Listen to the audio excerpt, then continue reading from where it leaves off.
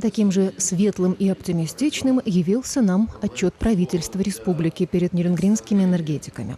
Им продемонстрировали замечательный фильм, познакомили с перспективами развития Якутии, обнадежили и, в конце концов, похвалили.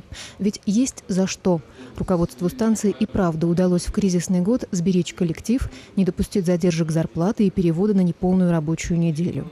Кроме того, как и подобает предприятию с высокой культурой производства, так полгода назад охарактеризовал Нерюнгринскую ГРЭС министр регионального развития Виктор Басаргин, все ремонтные графики здесь строго соблюдаются. У нас в энергетике не получается каких-то выходных.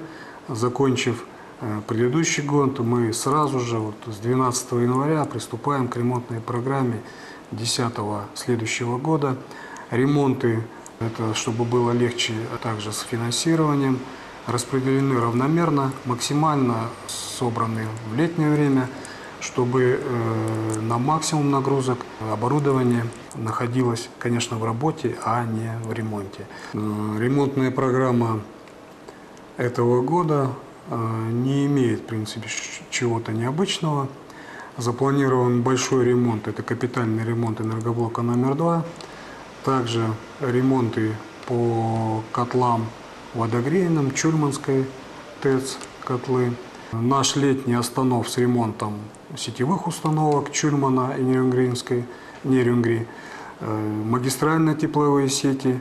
Значит, объем ремонтов также остается, значит, прежний. Другим февральским событием планетарного размаха стала Олимпиада. Нерюнгринским энергетикам покоряются, может быть, и не такие высокие спортивные вершины, но зато их победы стабильно безоговорочны. Во второй зимней спартакиаде ДГК у команды Нерюнгринской ГРЭС вновь первое место. В двухлетних, кстати говоря, им тоже равных не было. Глядя на то, как мы готовимся к спартакиаде, как мы ее проводим, остальные филиалы тоже начали подтягиваться, более серьезно относиться к этому событию. А в целом я считаю, что вот наши победы и состояние спортивное здоровья коллектива, она показатель в целом здоровья коллектива.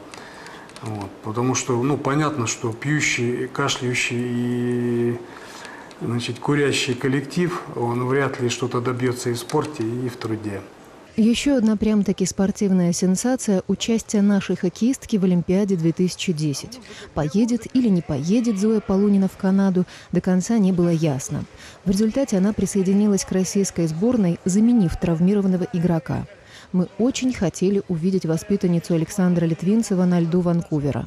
И уверены, что еще увидим на Олимпийских играх в Сочи. Причем не только Зою, но и всех остальных девчонок, когда-то привозивших большие кубки в родной хоккейный клуб «Энергия».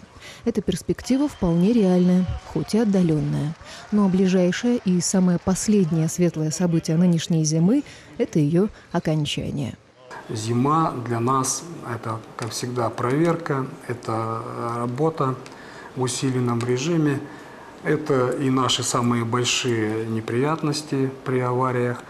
Завтра весна, с весной легче становится на душе, все расцветает. Впереди наш самый любимый праздник, женский день. Вот, и готовимся поздравить наших женщин, а женщинам расцветать. Всего самого хорошего.